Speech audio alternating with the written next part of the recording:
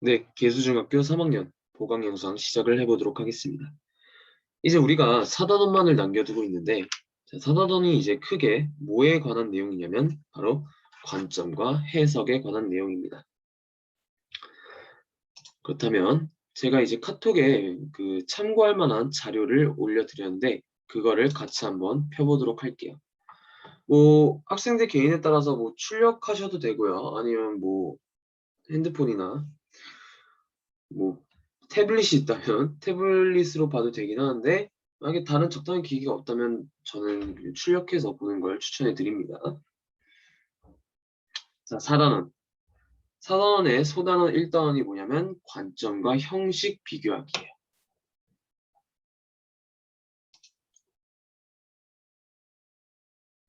자, 관점이란 뭐 제가 이따가 말씀드리겠지만 관점이란 어떤 대상을 바라보는 뭐 시각, 태도, 약간 이런 거를 관점이라고 보고요. 그리고 형식이라는 건 그냥 글의 종류를 뜻한다고 알아두시면 됩니다. 글의 종류 혹은 뭐 매체, TV나 뭐 광고 아니면 뭐 인터넷 기사문 약간 이런 형식 글 종류를 바로 형식이라고 생각하시면 돼요. 그래서 우리 사단원 1단원 같은 경우는 사단원의 1단원 같은 경우는 이런 동일한 화제에 대해서 다양한 관점을 다루고 있는 글 그리고 동일한 화제이지만 글의 종류가 다른 글을 비교하는 활동을 해보도록 하겠습니다. 이제 작년부터 이제 코로나가 조금 많이 심각해지면서 이제 저뿐만 아니라 다른 선생님들도 그 줌이라는 프로그램을 통해서 이제 온라인 수업을 할 텐데 뭐 아니면 다른 프로그램을 사용할 수도 있고요. 제가 컴맹이다 보니까 솔직히 말씀드리면 아직 그 이런 온라인 수업에 조금 약간 익숙하지가 않아요. 그러니까 뭐에 익숙하지 않냐면 그러니까 수업 시간 학원에서는 이제 판서를 이제 칠판에다가 제가 여러분들에게 필요한 것들을 이제 적어 드리는데 약간 온라인 수업에서는 특히 줌이라는 프로그램을 사용하면서는 약간 이런 게 좀 한계가 있는 것 같아요. 그런 걸 이제 잘 활용하시는 분들도 계신데 저 같은 경우는 워낙에 컴맹이라서 네, 하지만 네, 여러분들에게 최대한 도움이 되도록 노력을 해보도록 하겠습니다. 자, 첫 번째. 자, 우리 소단원 제목이 관점과 형식을 비교하겠는데 그렇다면 관점이란 도대체 무엇인가? 관점이란 어떤 동일한 화제에 대해서 글쓴이가 가지고 있는 기본적인 태도나 방향을 바로 관점이라고 한다. 즉, 쉽게 말해서 내가 그 화제 아니면 내가 글을 쓸 소재에 대해서 내가 어떤 태도를 지니고 있는가? 바로 그 대상을 좋게 바라보고 있는가? 혹은 나쁘게 바라보고 있는가? 아니면 중립적인 입장을 취하고 있는가? 그러니까 예를 들어서 이제 오늘날 이제 인터넷 소통이 활발해지면서 문제시되고 있는 게 바로 익명성이죠.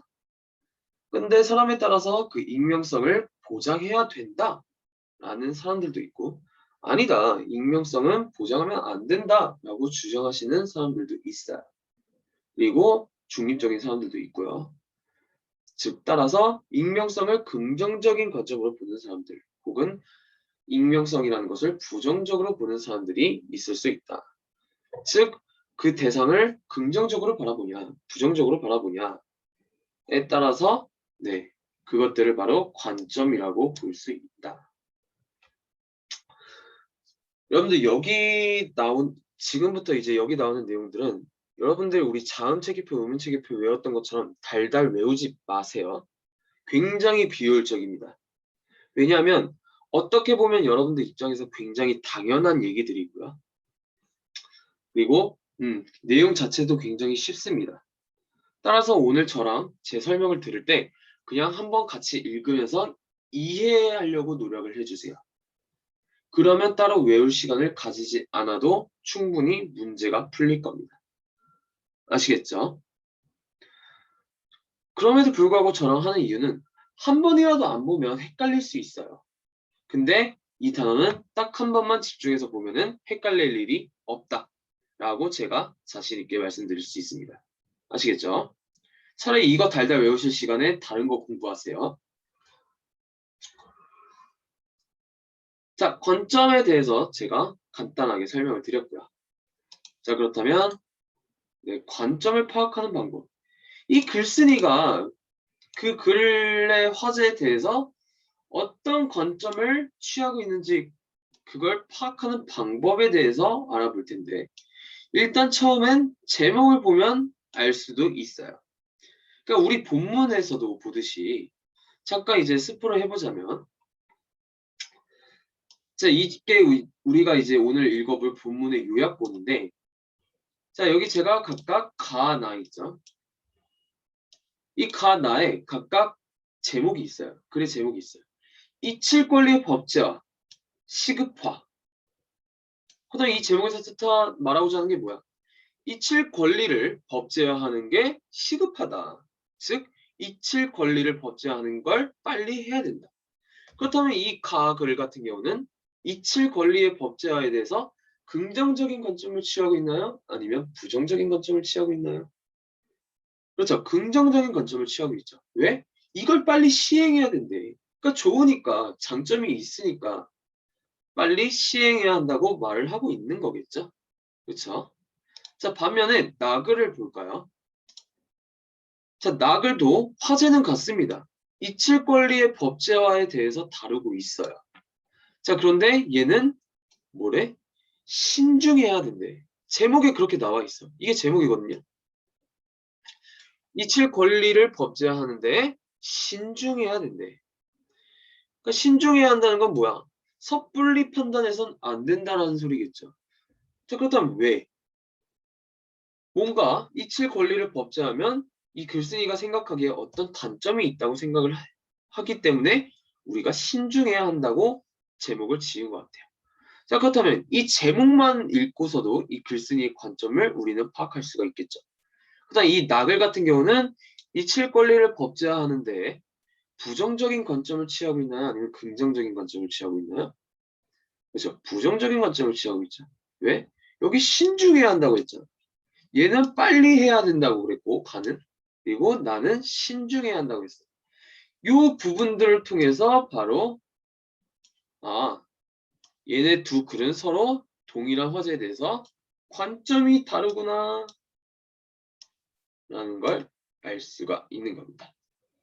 아시겠죠? 즉 제목만 읽고서 제목을 통해서 글쓴이의 관점을 파악할 수 있는 경우가 있다. 자, 다음 일단 글의 앞부분을 통해서도 이 글쓴이의 관점을 예측을 해볼 수가 있어. 왜냐하면요, 대부분의 글은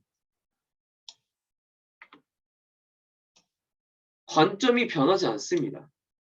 그러니까 관점이란 게 뭐였어? 어떻게 보면 글쓴이의 의견 아닐까요? 그 대상에 대한 글쓴이의 의견.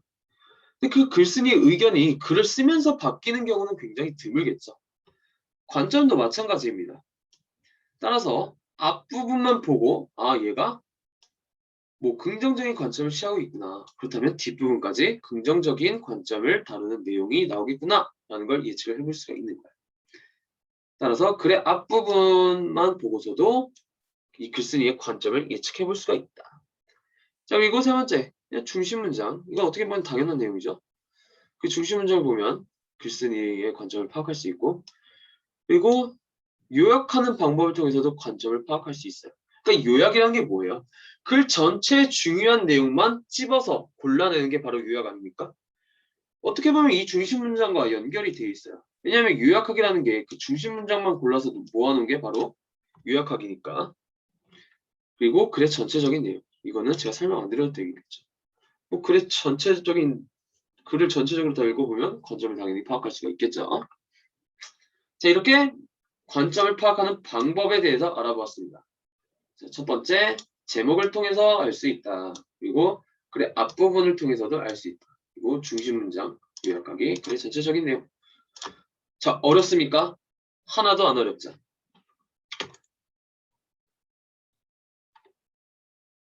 다만 만약에 여러분들이 공부를 하지 않는다면 이 요약하기 방법을 통해서도 글의 관점을 파악할 수 있나? 이게 조금 애매했을 거예요. 하지만 저랑 한번 읽었기 때문에 뭐 그렇구나. 이렇게 쉽게 알면 될 것 같아요. 왜 요약하기가 글의 관점을 파악하는 데 중요하다? 바로 요약하기란 이 위에, 물론 여기 지금 가려져 있지만 여러분들 자료 보세요. 이 중심 문장과 관련이 있는 내용이기 때문에 이렇게 볼 수 있습니다. 자, 3번. 자, 동일한 화제를 다루는 여러 가지 관점의 글을 읽으면 좋은 점. 그러니까 동일한 화제를 다루는데 여러 가지 관점의 글을 읽으면 좋은 점. 그러니까 아까 다시 그 익명성을 예를 들자면 그 익명성에 대한 긍정적인 관점의 글만 읽는 것보다는 긍정적인 관점의 글도 읽어보고 부정적인 관점의 글도 읽어보고 아니면 중립적인 관점의 글도 읽어보면 이렇게 다양한 관점의 글을 읽어보면 좋은 점. 바로 역시 사고의 폭을 확장할 수가 있습니다. 즉 내가 생각하지 못했던 부분까지 읽어봄으로써 내가 생각하지 못했던 관점을 알게 되고 그리고 그것들을 깨닫게 됨으로써 바로 사고의 폭이 확장이 되는 거죠.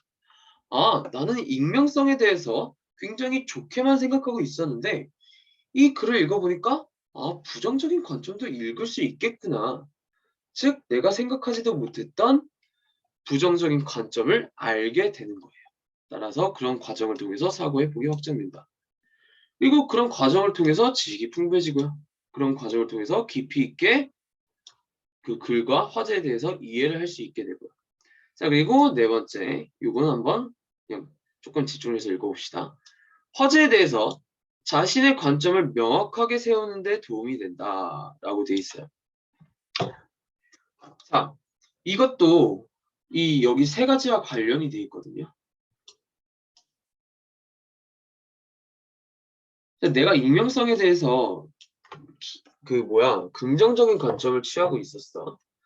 근데 같이 긍정적인 관점을 취하고 있는 사람이라고 하더라도 익명성의 부정적인 관점을 알고서도 긍정적인 관점을 취하는 경우랑 부정적인 관점을 모르고 있는 채 긍정적인 관점을 취하는 것이랑은 확연히 차이가 있겠죠. 즉 전자와 같은 경우, 즉 부정적인 관점을 알고 있는 상태에서 부정적인 관점을 알고 있는 상태에서 긍정적인 관점을 취하는 경우는 그게 어떻게 보면 듣는 사람 입장에서 굉장히 더 신뢰가 갑니다. 왜냐하면 얘가 부정적인 관점을 알고 있지만 그럼에도 불구하고 긍정적인 관점을 취하고 있는 이유는 뭔가 그만한 근거가 있겠구나라고 예측을 해볼 수가 있어요. 하지만 부정적인 관점을 모른 채 긍정적인 관점을 취하면 듣는 사람 입장에서는 저 바보 이런 부정적인 관점이 있는 줄을 모르네 이렇게 들릴 수가 있겠죠. 따라서 설령 그 글이 나와 반대되는 관점을 취하는 글이라도 자신의 관점을 명확하게 세우는 데 도움이 된다. 즉 여러 가지 관점을 파악함으로써 내 주장을 조금 더 객관적으로 주장할 수 있는 그런 근거가 된다고 보시면 됩니다. 자, 여러분들 제 수업을 듣다가 질문이 있으시면 제 이 해당 동영상 유튜브 댓글에다가 질문을 해주셔도 되고요. 그리고 단톡방에다가 질문을 해주셔도 됩니다. 그러니까 모르는 게 있으면 꼭 질문을 해주셨으면 좋겠어요, 여러분들. 수업 시간이 아니더라도 괜찮으니까 여러분들 문제 풀거나 아니면 공부하다가 선생님 이 문장의 뜻이 조금 무슨 뜻인지 잘 모르겠어요 라는 궁금증이 생기면 주저없이 지체하지 말고 바로 질문을 해주세요. 아시겠죠? 꼭 부탁드립니다. 이 네 번째 문장 같은 경우도 약간 조금 여러분들이 어려울 수 있어요. 이해하는데. 혹시 방금 제 설명을 듣고 이해가 가지 않으셨다면 바로 댓글과 단톡방을 통해서 질문을 해주시면 감사하겠습니다. 자, 이렇게 여러 가지 관점의 글을 읽으면 좋은 점, 장점에 대해서 알아보았고요. 이 컴퓨터 마우스로 일일이 하다 보니까 굉장히 줄이 삐뚤삐뚤하죠. 그러니까 태블릿으로 쓰면 그나마 나아요. 왜냐하면 태블릿으로 하는 건 정말 직접 제가 칠판으로 판사하는 것처럼 그나마 조금 깔끔하게 할 수 있는데 제가 태블릿을 꼭 사도록 하겠습니다. 코로나가 끝날 줄 알고 계속 안 사고 있었어요. 제가 보면 사야 될 것 같습니다. 자, 이렇게 관점에 대해서 여러 가지 알아보았고요. 자, 그렇다면 우리 본격적으로 글을 한번 읽어볼 텐데요. 자, 교재는 네, 체크 페이지 123페이지입니다. 자, 우리가 이 글을 다 읽지는 않을 거예요. 왜냐하면 여러분들 문맹이 아닌 이상 저랑 글을 일일이 다 읽을 필요는 없지만 다만 여기서 중요한 중심 내용들이라던가 혹은 그 시험에서 나올 법한 문장 표현법 혹은 문제를 제기하는 방법 약간 이런 것들은 제가 짚어서 설명을 해드리도록 하겠습니다. 저랑 안 했다고 해서 여러분들도 끝까지 다 안 읽으면 안 돼요. 여러분들은 숙제하시면서 글을 처음부터 끝까지 한 문장 한 문장 꼼꼼히 읽으셔야 됩니다. 그건 여러분들 혼자서 할 수 있는 부분이기 때문에 제가 여러분들에게 맡기는 거지 안 해도 된다는 게 아니에요. 제가 수업 시간에도 말했죠. 조금 잔소리가 길어지겠지만 중요한 내용입니다. 국어 시험을 푸는데 국어 문제를 푸는데 글을 제대로 안 읽고 푼다? 그러면서 높은 점수를 기대하는 건 너무 욕심 아닐까요? 그쵸? 설령 공부가 조금 덜 된 거는 그나마 조금 이해가 가지만 국어 문제를 푸는데 글을 제대로 읽지도 않고 문제를 푼다. 이거는 정말 말이 안 됩니다. 따라서 이런 부분에서는 저는 굉장히 조금 엄격해요. 오히려 공부를 안 한 것보다 더 나쁘다고 생각하는 게 바로 이런 부분입니다. 그러니까 글을 읽기가 귀찮은 거야. 글을 읽기가 귀찮으니까 그 대충 이제 학원이나 학교에서 했던 기억들에 의존해서 문제를 푸는 경향이 많은데 대부분의 학생들이 자, 그 굉장히 나쁜 습관입니다. 디테일한 문제들은 학교에서나 학원에서나 저랑 할 필요가 없어요. 왜냐면 여러분들 한국인이잖아. 글을 한 번만 읽어보면 바로 판단이 된단 말이야. 문제를 풀 수가 있단 말이야.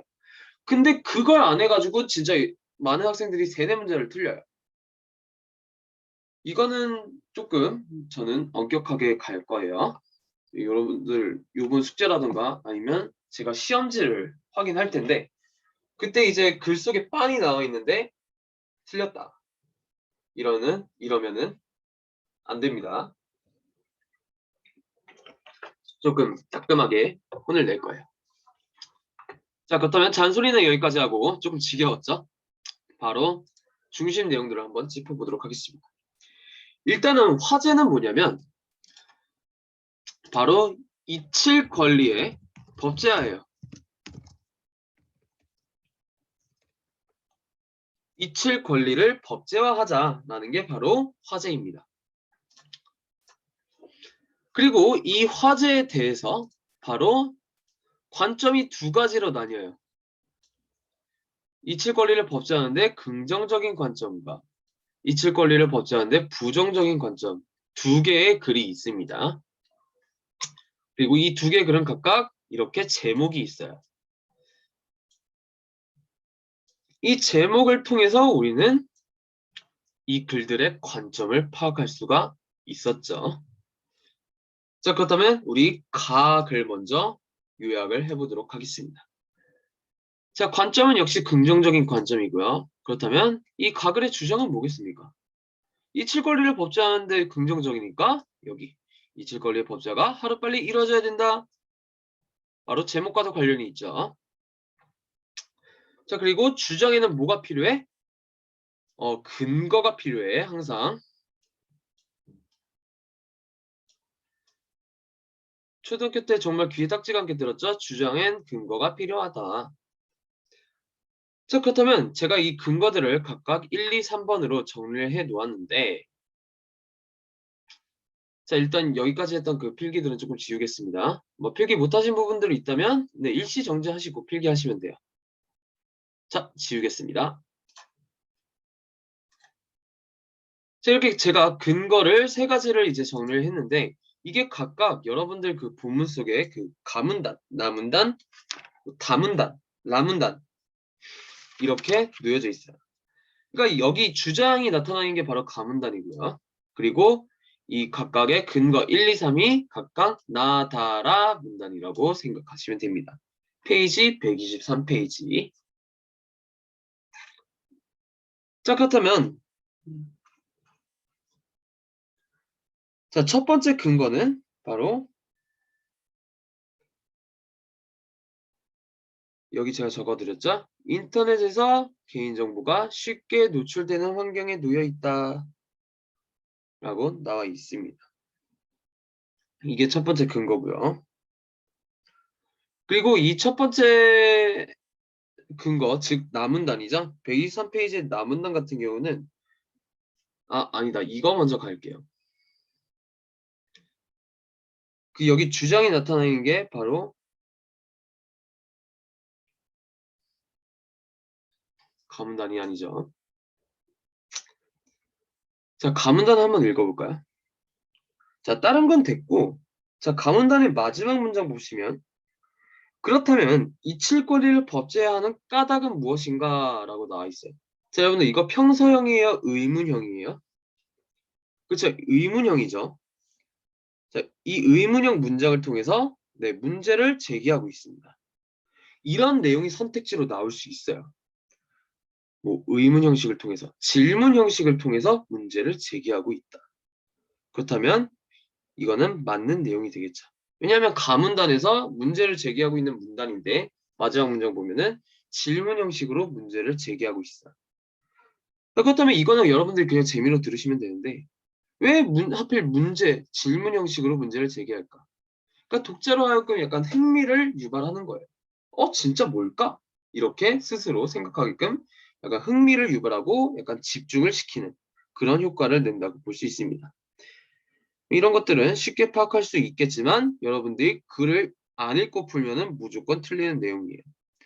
따라서 숙제할 때, 문제 풀 때 글을 꼼꼼히 읽으셔야 됩니다. 생각보다 시간 많이 안 걸려요. 집중만 하신다면. 아시겠죠?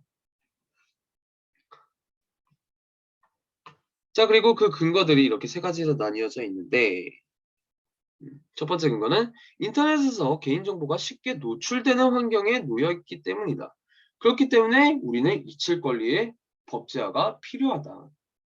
그러니까 개인정보가 쉽게 노출되면 굉장히 안 좋잖아요. 그렇죠? 자, 그리고 두 번째. 이칠 권리의 법제화로 개인정보 자기 결정권을 보장할 수 있다라고 되어 있어요. 자, 개인정보 자기 결정권에 관해서는 바로 다문단이 있습니다.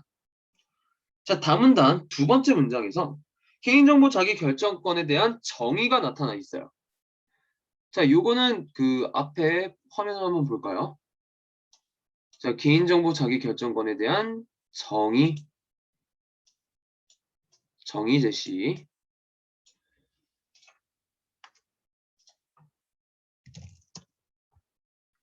자, 정의 제시라는 게 무슨 뜻이냐면 그 어떤 개념의 그 어떤 단어의 뜻을 얘기해 준다는 소리예요.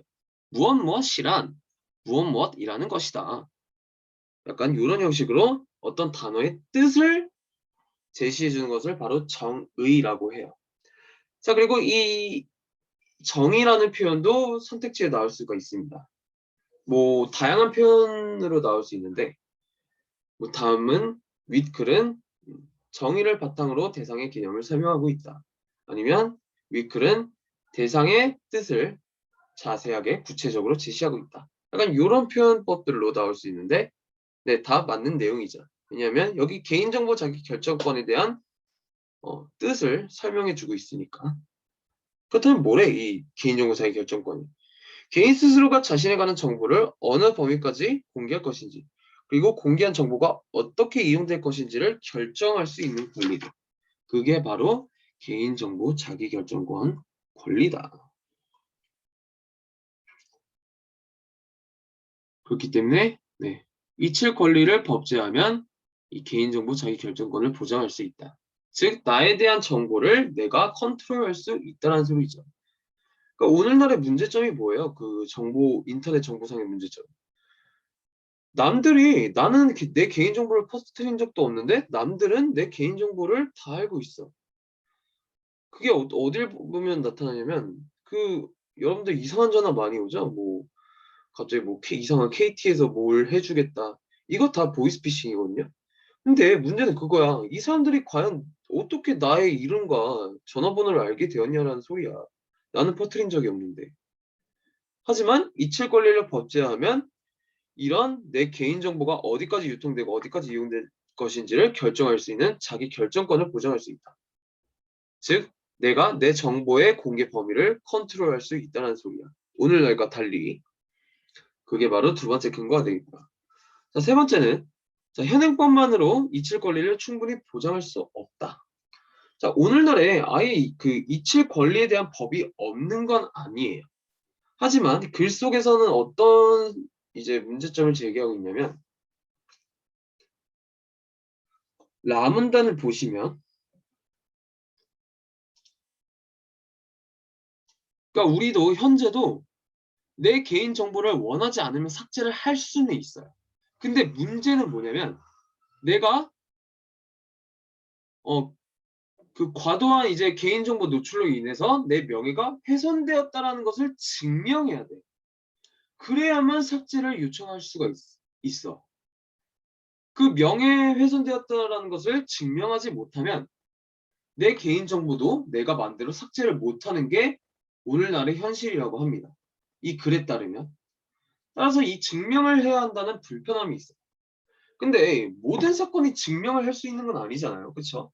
명백하게 내 명예가 훼손이 되어 있는데 그거를 누군가에게 증명을 하지 못하면 내 마음은 속상하고 억울하겠지만 내 개인정보는 삭제될 수가 없어. 계속 돌아다니는 거야. 증명을 못했다라는 이유로.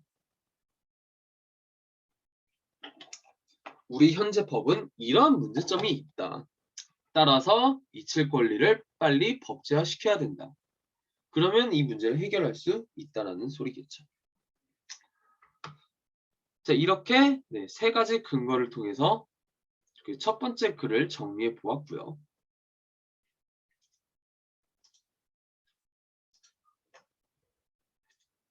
자, 우리가 지금까지 정리했던 글은 바로 이칠 권리 법제화에 대해서 긍정적인 관점을 지닌 글이었어. 자, 그렇다면 이번엔 반대되는 관점, 부정적인 관점을 가지고 있는 글에 대해서 정리를 해보도록 하죠. 자, 이 글의 제목은 이칠 권리의 법제화 신중해야 된다. 함부로 하면 안 된다. 왜냐하면 위험한 면도 있을 수 있기 때문에. 그렇다면 역시 주장은 이칠 권리를 법제화할 때는 신중한 접근이 필요하다. 자, 그렇다면 그 근거가 뭐냐? 도대체 그 이칠 권리를 법제할 때 어떤 단점이 있기 때문에 신중한 접근이 필요하다고 하는 것인가? 자, 첫 번째. 이칠 권리를 법제하면 국민의 알 권리가 침해된대요. 아, 그쵸. 우리 국민들은 알 권리가 있어요. 여러분들 많이 들어봤죠? 알 권리. 근데 이 이칠 권리를 법제하면 국민들의 알 권리가 침해된다는 거야. 자, 그리고 이거는 125페이지에 나문단을 한번 볼게요. 네, 이 첫 번째 근거가 바로 나문단에 관한 내용이거든요. 그러니까 이칠 권리 법제하면 문제가 뭐래? 국민의 알 권리가 침해된다는 게 문제야. 그리고 그 문제를 어떻게 제시를 하고 있냐면 바로 예시와 사례를 통해서 제시를 하고 있거든요. 자, 페이지 125페이지 보시면 나문단의 세 번째 줄. 자, 예를 들어. 아, 그렇다면 예시가 나오겠구나. 즉, 여기서는 문제점을 예시를 통해서 제시하고 있네. 그쵸? 그 다음에 어떤 예시냐면 뭐 정치인과 관련된 예시예요. 그러니까 정치인들은 누구예요? 그 우리나라의 그 운영을 책임지는 그런 사람들이죠. 근데 그런 사람들은 이제 투표를 하잖아요. 그 정치인들은. 근데 그 정치인들이 어떤 사람인지 알아야 우리가 투표를 하든 말든 할 거 아닙니까? 근데 만약에 이칠 권리가 법제화된다면 우리는 그 정치인들에 대해서 알 수 있어요, 없어요? 없겠죠. 아니, 그 사람이 누군지도 모르는데 그러면 어떻게 그 우리나라의 미래를 책임질 정치인을 뽑는다는 소리야. 약간 이런 모순이 있다는 소리입니다. 따라서 이칠거리를 법제하면 알 권리가 침해되는데 그 예시가 바로 정치인들을 뽑을 때 그 정치인들에 대해서 알 수 없으면 올바른 투표를 할 수가 없다라는 게 바로 이 글의 근거죠. 자, 그리고 자, 사례는 그 밑에 줄에 있습니다. 어떤 후보자가 이칠 권리를 들어서 자신에게 불리한 정보를 삭제하도록 요구해. 그 후보자에 관한 정보가 삭제된다면 엄청나게 극단적인 사례가 나왔어요. 이것도 정치인에 관련된 사례인데, 그러니까 어떤 그 정치에 출마하려는 정치인이 있습니다. 근데 이 사람이 만약에 이칠 권리가 법제화됐다. 그래가지고 내 정보를 이제 내가 어떤 것이든지 내 마음대로 지울 수 있어. 근데 나는 이전에 부정비리를 저지른 사람이야. 이 부정비리를 저지른 사람이 정치 출마하면 돼, 안 돼? 안 되잖아. 근데 이 정치인은 이칠 권리를 근거로 자신이 부정비리했던 사실을 지울 수가 있다는 소리야. 그렇다면 국민들은 그 정치인이 부정비리를 했다라는 사실을 알 수 없을 거고요. 그렇다면 우리는 그 국민들은 굉장히 부정부패한 정치인을 뽑게 되는 거야. 이런 문제가 있을 수 있다. 이칠거리를 법제화하면. 굉장히 타당한 근거죠. 정말 현실적인 근거예요. 즉 여기 첫 번째 근거, 남문단에서는 예시와 사례를 통해서 문제를 제기하고 있다. 그리고 그 문제들을 근거로 들고 있다. 라는 것을 정리해 주시면 될 것 같아요. 아시겠죠? 자, 그리고 다음 두 번째 근거. 이칠 권리를 법제하면 뭐가 침해된대요? 첫 번째는 알 권리, 두 번째는 표현의 자유가 침해된대요. 자, 그리고 여기서도 마찬가지로 예시가 나와 있습니다. 바로 다문단 위에서 네 번째 줄인가요? 그렇죠. 네 번째 줄이죠. 역시 여기서도 예를 들어라고 나와 있네. 자, 예를 들어 민호가 친구인 정수를 평가 내용이 담긴 게시물을 자신의 느릿톡망 SNS죠. SNS에 올렸다고 가정해보자. 이칠 권리를 법제하면 정수인 민호에게 해당 게시물을 삭제해달라고 요구할 수 있다. 이럴 경우 게시물을 올린 민호의 표현의 자유가 침해될 수 있는 것이다. 즉, 나는 내 친구에 대해서 표현을 하고 싶은데, 왜냐하면 우리에게 표현의 자유라는 게 있으니까. 근데 그 친구는 무조건 삭제만 해달래. 약간 요런 갈등이 생길 수 있다. 표현의 자유가 침해될 수 있다. 라는 점이 두 번째 문제점이었습니다.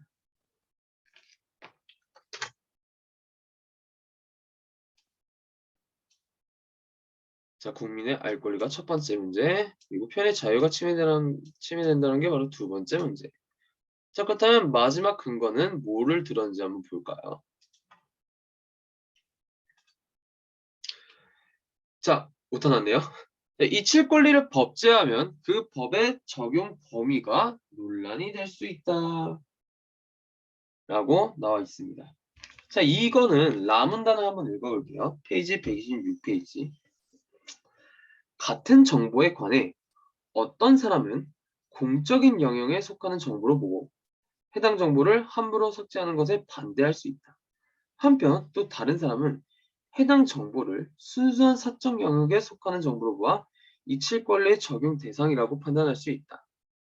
그러니까 즉 이거죠. 같은 정보를 보더라도 이거는 공적이기 때문에 함부로 삭제하면 안 된다. 반면에 동일한 정보를 보더라도 이 정보는 사적인 정보이기 때문에 이칠 권리의 적용 대상이다. 즉 지워도 된다. 지우면 안 된다. 지우면 된다. 이런 논란이 있을 수 있다는 소리야. 같은 정보를 가지고. 거기서도 약간 어떤 약간 예시나 사례가 나오죠. 공무원과 같은 공인이 뭐 연예인이라든가 아니면 공무원들 이런 공인이 누군가와 식사를 하였다는 정보는 공적 정보일까 사적 정보일까?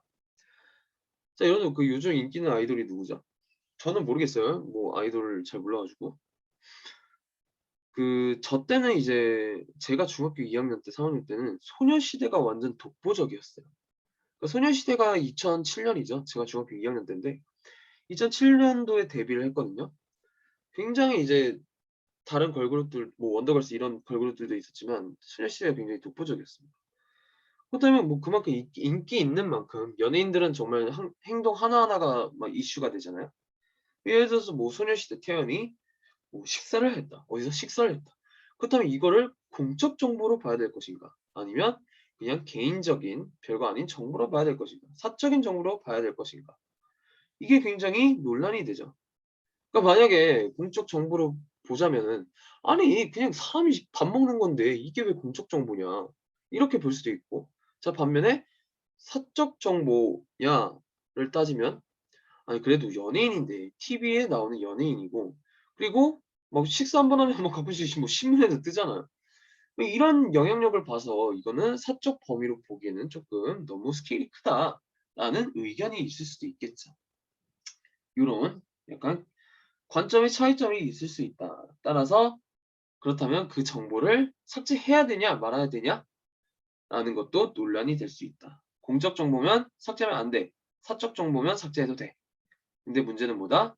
사람마다 그거를 공적 정보로 보냐 사적 정보로 보냐 이게 다르단 소리다. 즉 삭제해야 되니 삭제하지 말아야 되니 이런 논란이 있을 수 있다는 소리입니다. 그게 바로 세 번째 근거에 관한 내용이었어요. 자, 이렇게 두 가지 관점의 종류의 글에 대해서 정리를 해보았습니다.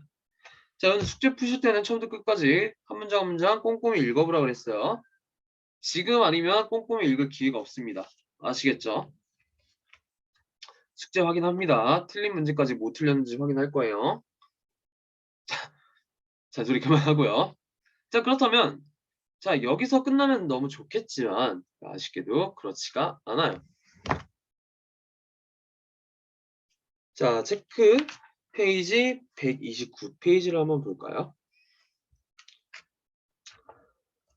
자, 여기 129페이지에서 우리가 뭘 볼 거냐면 바로 광고문에 대해서 알아볼 거야. 선생님, 왜 갑자기 뜬금없이 광고문입니까? 그 이유가 그거예요. 뭐냐면 자, 우리 제목, 이 4단원 제목을 다시 한번 가봅시다. 제목을 다시 한번 읽어보면 관점과 형식 비교하기라고 돼 있어요. 우리가 관점을 비교하는 활동은 이미 한 거나 마찬가지야.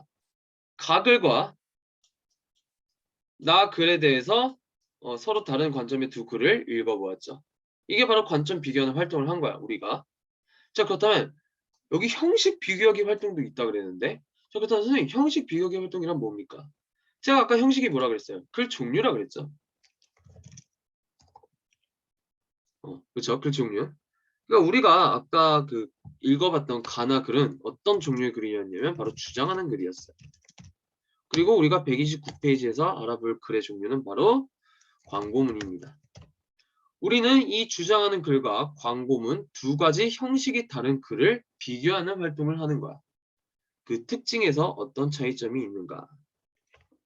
자, 그런 활동을 해볼 예정입니다. 아시겠죠? 자, 그렇다면 역시 깨끗하게 한번 쓱 하고 운동장 한번 갈고 다시 밑으로 내려가도록 하겠습니다.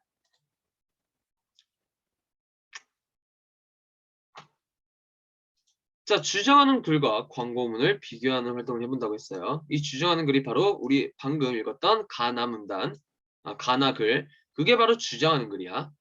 그리고 광고문은 우리 밑에서 볼 거예요. 자, 일단 이 두 글의 공통점이 있는데요. 둘 다 설득을 목적으로 합니다. 자, 여기는 꼭 별표 쳐주세요. 이 두 글 모두 설득을 목적으로 한다. 자, 설득의 개념이 뭐라 그랬어요? 상대방으로 하여금 생각과 행동, 태도를 바꾸도록 하는 게 바로 설득이라고 그랬습니다. 한번 적어드릴까요? 상대의 생각, 행동, 태도를 바꾸게 하는 글을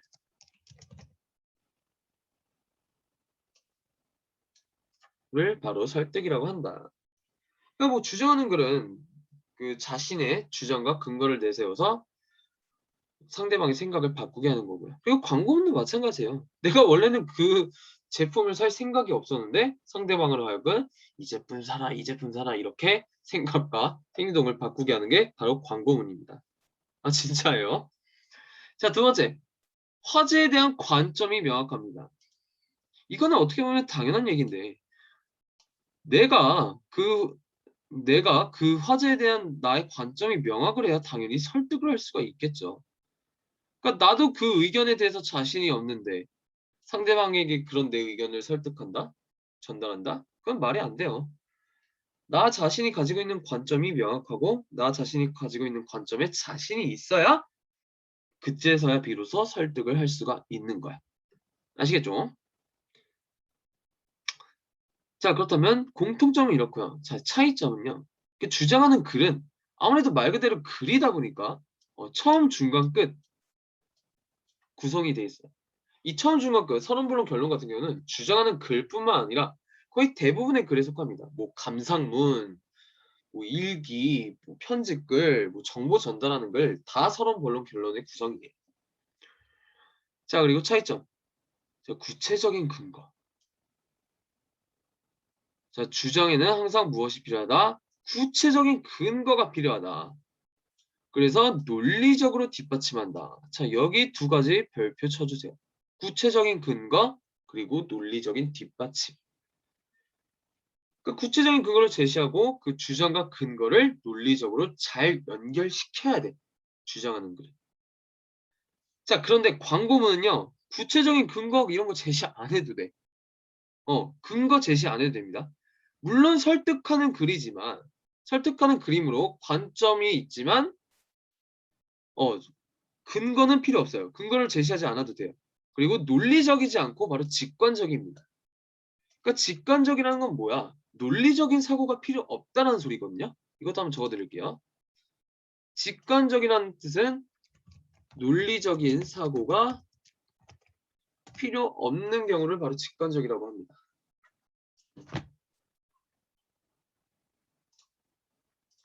그러니까 사고 과정 없이 그냥 느낌상이라고 생각하시면 돼요. 느낌상.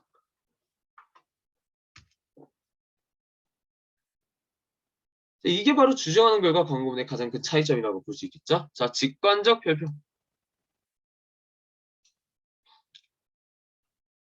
자, 그리고 광고문의 또 다른 특징은 바로 시각 이미지를 사용한다는 거야. 뭐 사진이라던가 그림이라던가 이런 시각 이미지를 사용하고 그리고 짧은 문구를 제시합니다. 그러니까 광고는 아무래도 거의 뭐 한 광고당이 뭐 15초 내로 이루어지다 보니까 아주 짧은 문구를 제시해야 돼요. 긴 문구를 제시하면 약간 보는 입장에서도 지루하고 별로 효과가 없습니다. 광고의 경우에. 자, 이렇게 짧은 문구를 제시해야 되는데 근데 그 짧은 시간만큼 짧은 문구를 통해서 자신이 말하고자 하는 말을 잘 전달해야 되잖아? 그래서 이 이미지와 문구들은 항상 인상적이어야 돼.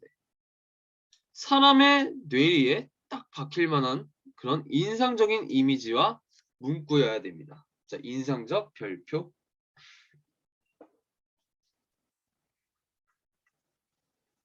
그러니까 표현이 진부하면 사람들의 뇌리에 박히지 않겠죠. 기억에도 남지 않고. 따라서 인상적인 이미지와 문구를 제시해야 그 효과가 높아진다. 라는 게 광고문의 특징입니다.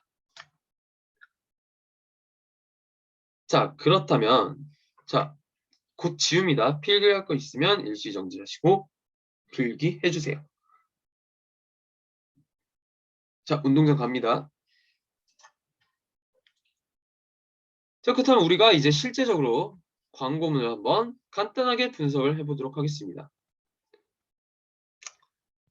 자, 나를 지워주세요. 나를 지워주세요.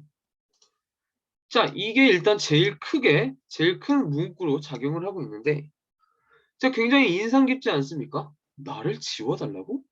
이게 무슨 뜻일까?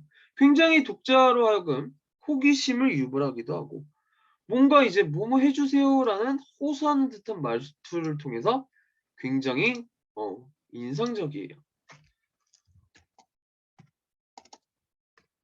호소하는 듯한 말투. 그리고 궁금증을 유발하는 문구. 이런 인상적인 표현법들을 통해서 문구를 제시하고 있죠. 자, 그리고 다음 여기 한번 볼까요? 바로 밑에. 여기 보면 그 지우고 싶은 과거가 있는 사람들의 사례가 나옵니다. 자신의 사진을 지우고 싶은 사람도 있고요. 여기. 그리고 자신의 글을 지우고 싶은 사람도 있고요. 자신의 영상을 지우고 싶은 사람들도 있대요. 자, 그렇다면 여기서는 사례들을 제시하고 있어요. 지우고 싶은 과거 있는 사람들의 사례들을 제시하고 있고요. 좀 가렸네요.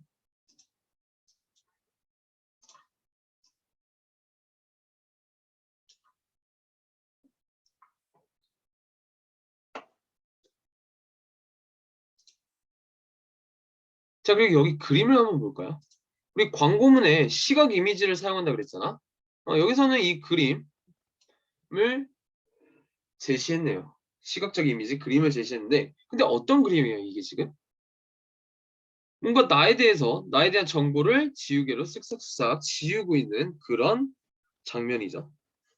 근데 이게 제목이랑 연결이 되죠. 나를 지워주세요.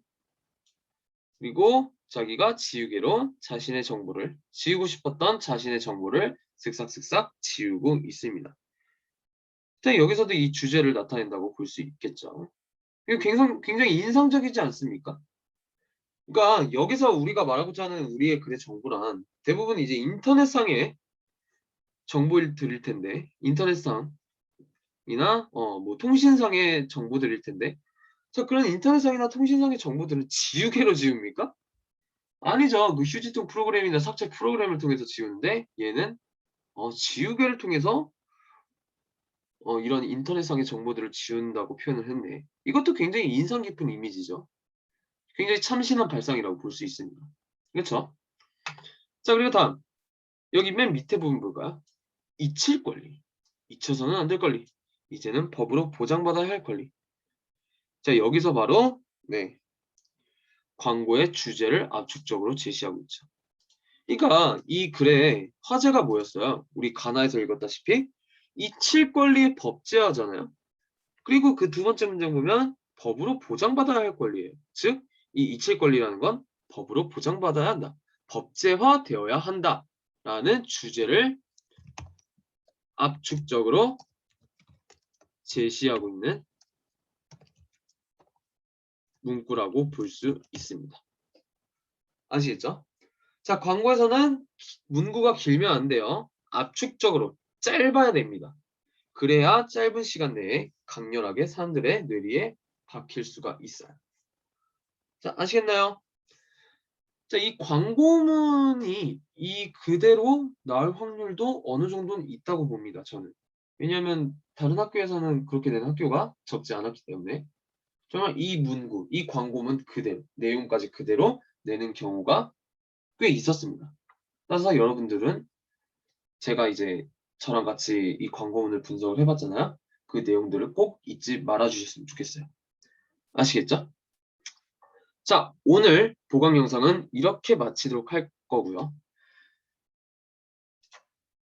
제가 뒤에 그 264 청포도까지 보강 영상을 할까 생각을 했는데 이거 같은 경우는 제가 학원에서 직접 현강으로 하는 게 더 나을 것 같습니다. 왜냐하면요.